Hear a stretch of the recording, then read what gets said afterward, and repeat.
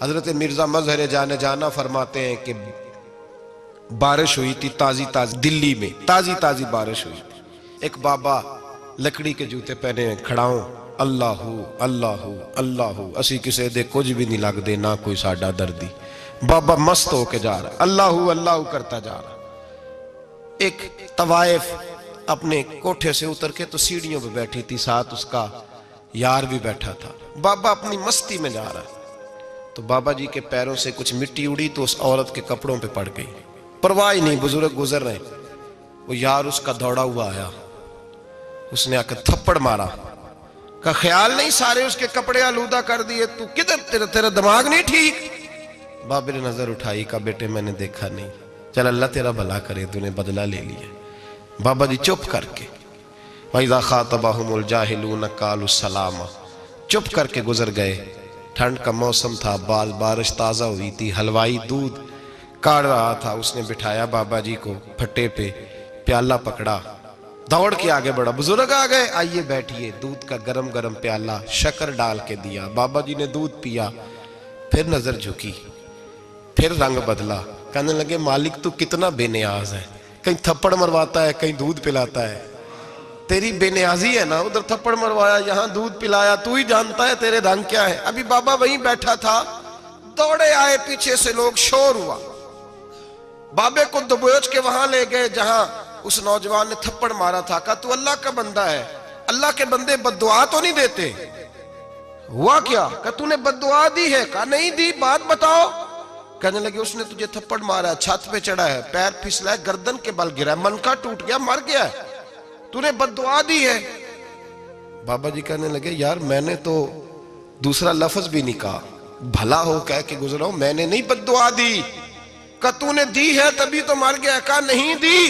کہا بابا تو بزرگ آدمی ہے، سچ بول. تو بابا جی کہنے لگے سچ سنو. پھر میں آ رہا تھا، میرے پیروں سے مٹی اڑی، اس کے یار کے کپڑوں پہ پڑی، اسے برا لگا، اس نے مجھے مارا. جب اس نے مجھے مارا تو میں کوئی لاوارث تو نہیں تھا، جب اس نے مجھے مارا تو میں کوئی لاوارث تو نہیں تھا. مجھے دشمنوں نہ چھیڑو، میرا ہے کوئی جہاں میں ابھی پکار لوں گا، نہیں دور ہے مدینہ. اس نے مجھے مارا تو میں کوئی لاوارث تھا کہ میرا بدلہ کوئی نہ لیتا. اس نے مجھے مارا ہے تو میرے یار کو برا لگا تو اس نے اسے مار دیا ہے، میری تو غلطی کوئی نہیں. یاروں کا جھگڑا ہے، یہ تو دوستوں کا جھگڑا ہے، یہ تو یاروں کا جھگڑا ہے، کوئی غلطی نہیں میری، کوئی غلطی نہیں. خش خش جنہ قدر نہیں میرا، اے میرے صاحب نو وڈیاں، میں تے گلیاں دا روڑا کوڑا، میں گلیاں دا روڑا کوڑا. میں نو محل چڑھایا ہے سائیاں، میں نو محل چڑھایا ہے سائیاں.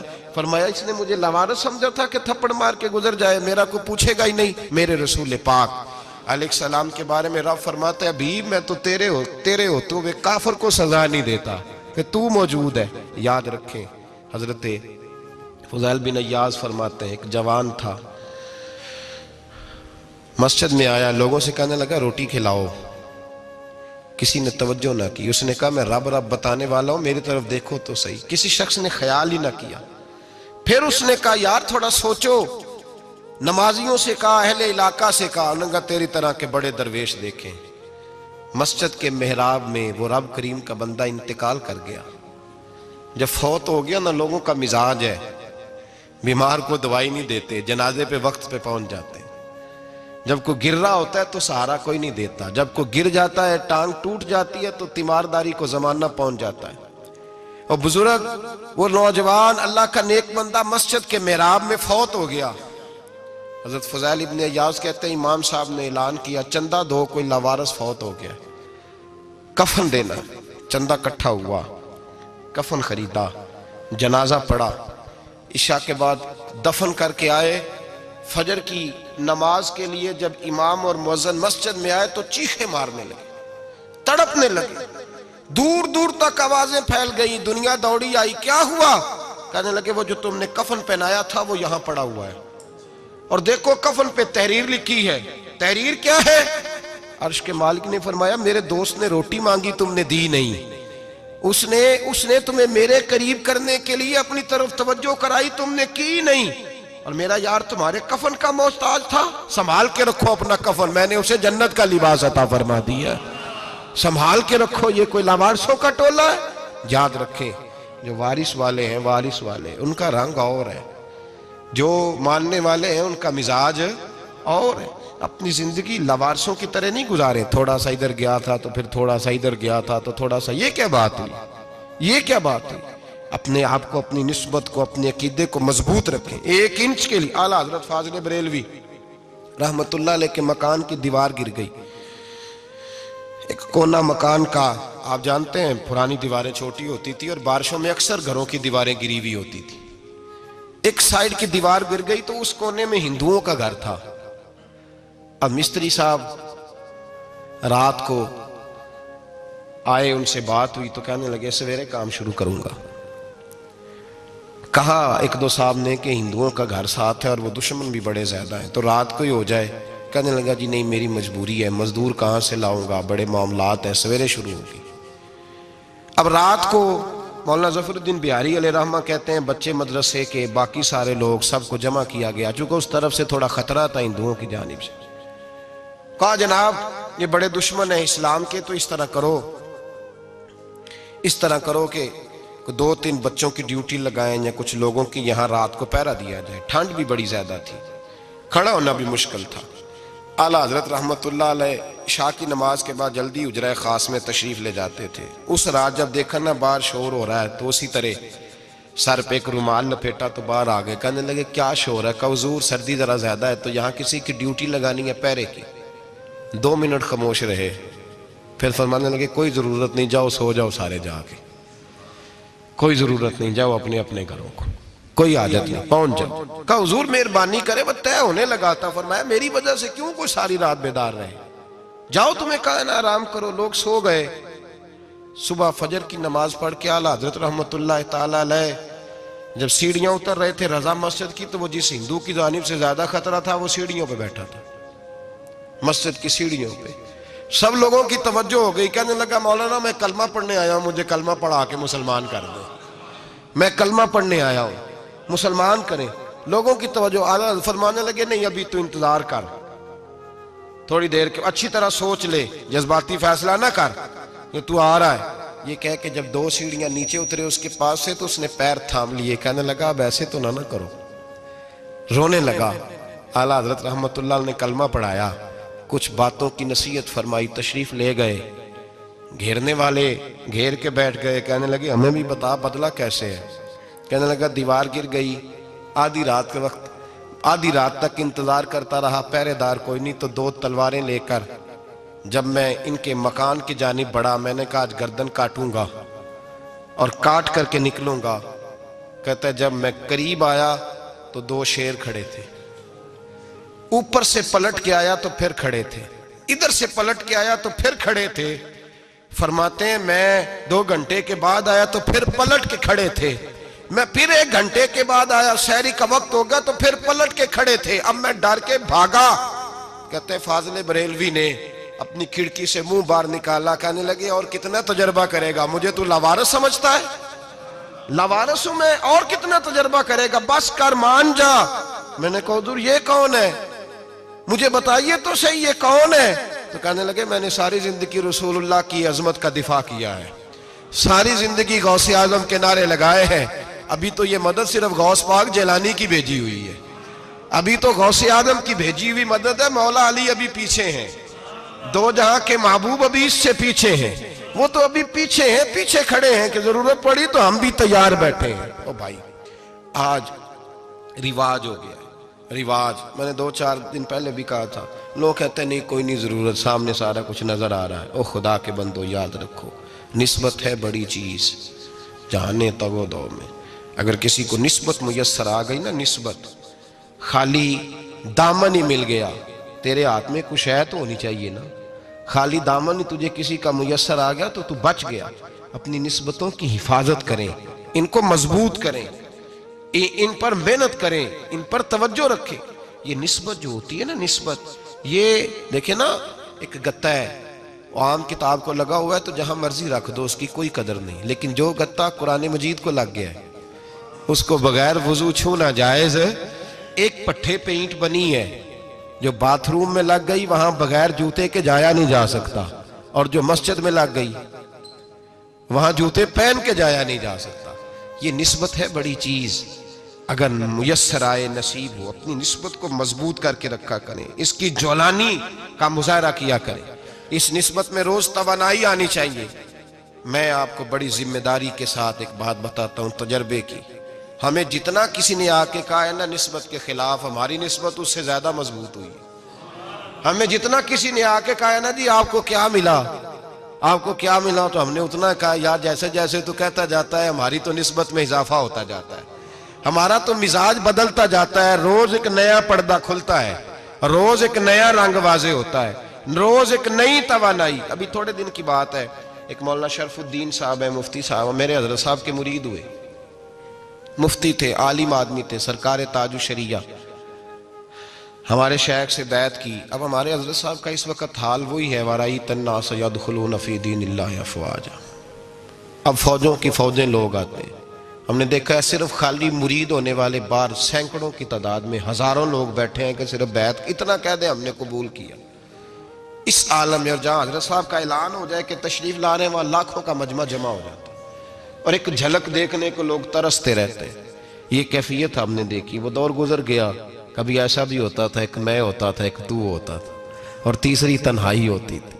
وہ دور بیت جاتا ہے, وہ لمحے کسی کسی کو نصیب آتے ہیں. حضرت کا وہ مولانا شرف الدین صاحب کہتے ہیں مرید ہوا, تو مرید ہوا مجمع میں, رسی حضرت پھینکتے ہیں یا چادر پھینکتے ہیں تو پکڑ کے مرید ہوا, تو ساتھ ساتھ اور چادریں باندھی تھی, لوگوں نے پکڑی ہوئی تھی. ایک مولانا, میں جب بیعت ہو کے آیا ان کو بتایا تو مجھے کہنے لگے یار تو ایسی جگہ مرید ہو گیا جو تیری بات بھی نہ سن سکیں, جن کو تو دکھڑا بھی نہ سنا سکے, جو مصروف ہی بڑے رہتے ہیں, کہاں مرید ہو گیا تو. ایسے پیر کا بیعت ہوتا جہاں تو جاتا وہ تیرے پاس آتے, گفتگو ہوتی, بات چیت ہوتی. کہتے جب انہوں نے مجھے بہت زیادہ قائل کیا نا, بہت زیادہ, تو میں نے ارادہ کر لیا. میں نے کہا بات ٹھیک ہے, بیعت کہیں اور ہونا چاہیے تھا.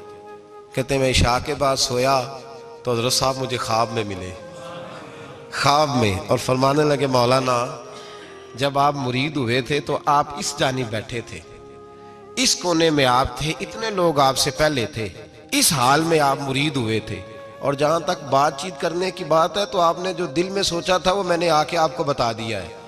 پھر بھی بڑی ضرورت ہو تو میرے صاحبزادے کا نمبر لے لیں اور فون کر لیا کریں, بات ہو جایا کرے گی. کہتے ہیں یہ ابھی بات ہو ہی رہی تھی کہ میرے دروازے پہ دستک ہوئی تو میری آنکھ کھل گئی. میری آنکھ کھلی تو میں پریشان ہوں کہ نمبر تو ملا نہیں. ایک انجینئر صاحب میرے محلے میں رہتے تھے, فرماتے ہیں وہ شام کو میرے پاس آئے اور کہنے لگے مولانا سنا ہے آپ حضرت مفتی اختر رضا صاحب سے مرید ہو گئے.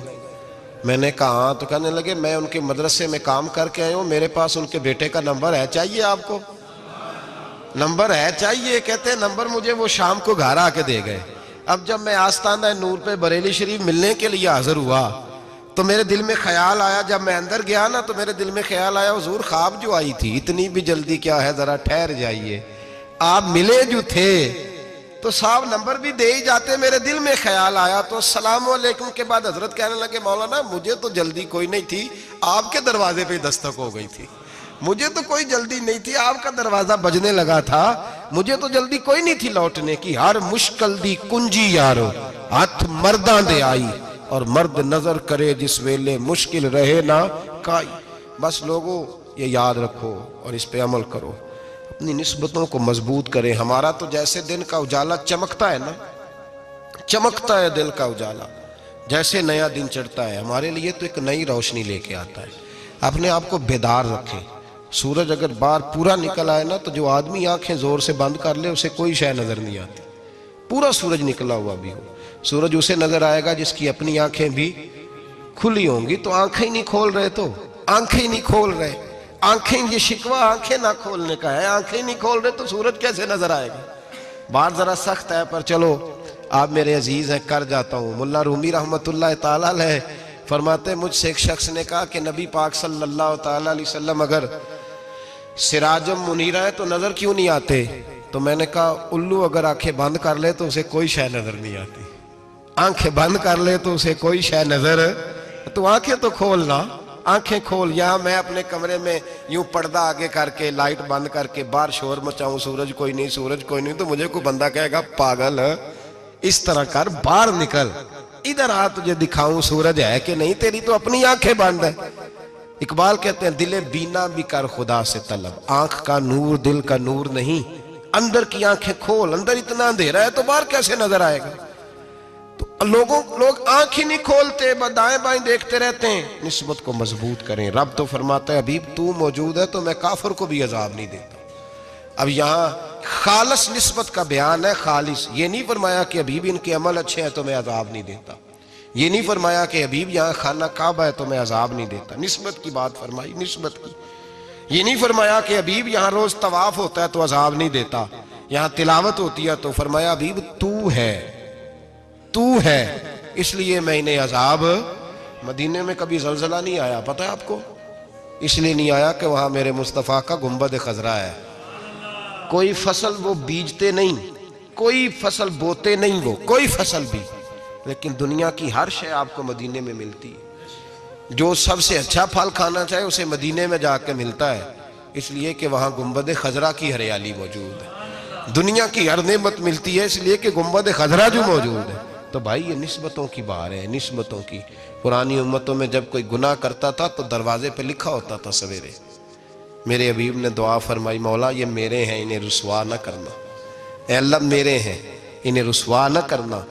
تو میرے بھائی سن لو اور یاد رکھ لو، لاکھوں پاپ بھی لوگ کر کے آئیں، سویرے منہ دھو کے نکل آئیں تو عرش کا مالک رسوا نہیں کرتا، بلکہ کہتا ہے تو میرے دامن میں چھپ جا، اندر جا کے جہاں گناہ کیا ہے وہاں جا کے دل سے سچی توبہ کر لے، میں قیامت میں بھی کسی کو نہیں بتاؤں گا کہ تو نے گناہ کیا ہے۔ تو برکت کس کی ہے؟ رسول پاک کی۔ یہ برکت کس کی ہے؟ حبیب دو عالم کی صلی اللہ۔ غلامی کا رشتہ مضبوط کریں، غلامی کا، وارث والے بنے، لوارث نہ بنے۔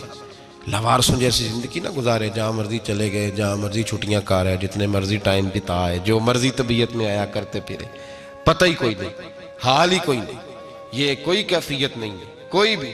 مجھے ایک صاحب کہنے لگے کہ ایک پیر بھائی پوچھ رہا تھا حضرت صاحب کا حال کیا ہے، میں نے آج کے بعد اس نے تجھ سے پوچھا تو بالکل نہ بتانا۔ وہ کیسا بیٹا ہے، وہ کیسا بیٹا ہے جو پڑوسیوں سے دائیں بائیں لوگوں سے حال پوچھتا ہے، اسے پتہ ہی نہیں، اسے خبر ہی نہیں، اسے تو لمحے لمحے کی خبر ہونی چاہیے، اسے تو منٹ کا پتہ ہونا چاہیے تھا۔ وہ اس نے کس طرح کی نسبت رکھی ہوئی ہے جس کو ہم سایوں سے پوچھنے پڑتا ہے ذرا پتہ کر کے بتانا حال کیا ہے۔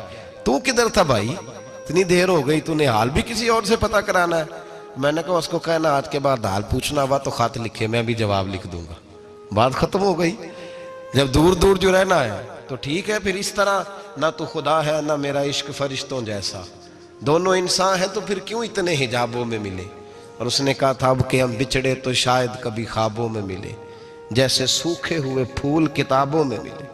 ایسا کام نہ کریں کہ وہ انداز ہی بدل جائے، اپنے آپ کو، اپنی نسبتوں کو مضبوط کریں۔